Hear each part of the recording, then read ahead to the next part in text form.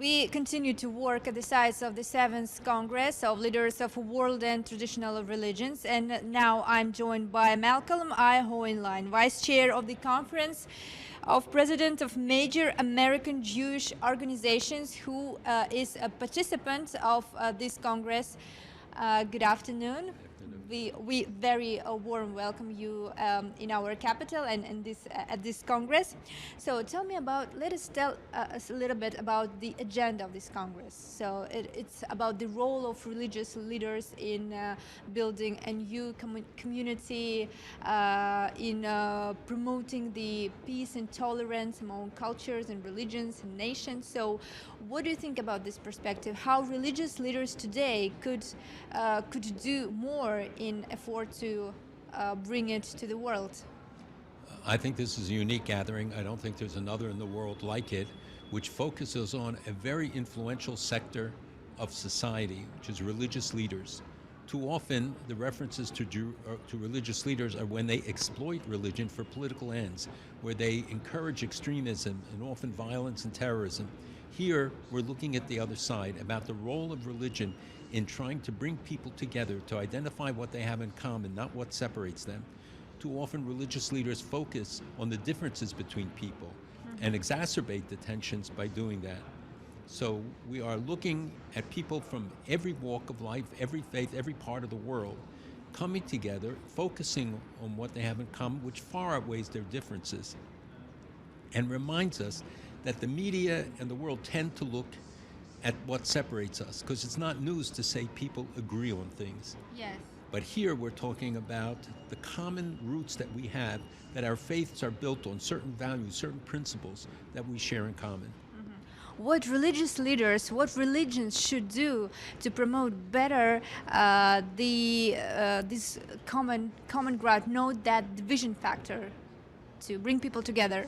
I think the first thing is education, especially for young people, to know that their religion doesn't pit them against other people's religion, that it's not a race between us, but that each one should enhance their own offerings and what they believe and what their values are and what they can inculcate to young people.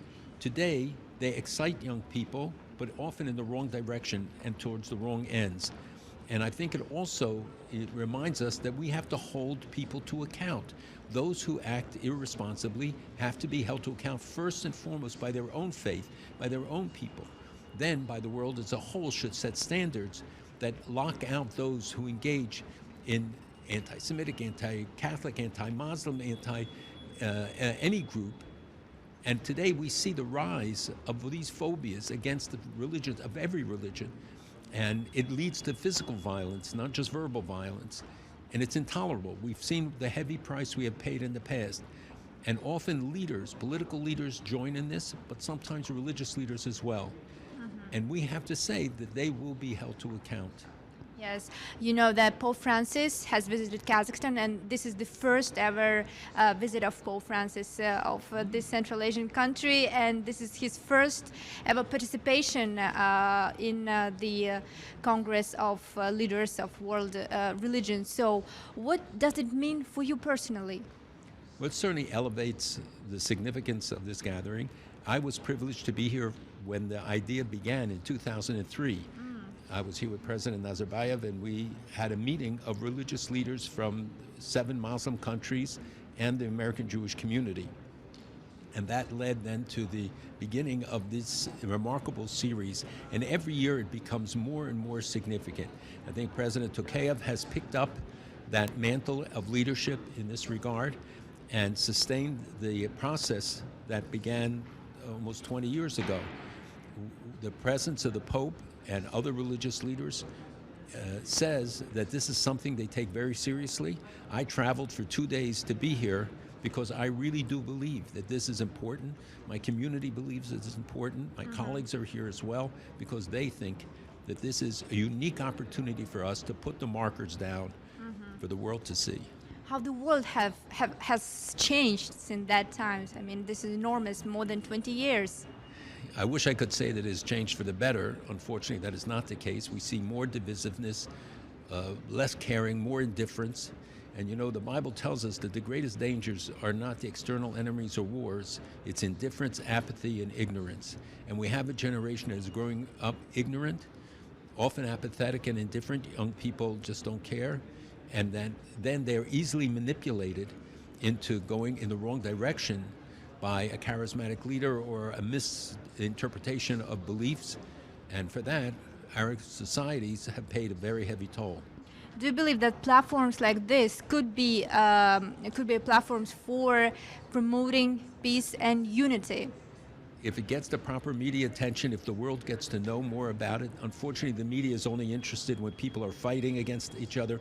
When the more extreme you are, the more press you get, rather than those who are responsible leaders, those who are coming with a positive, constructive message, such as the message of this conference.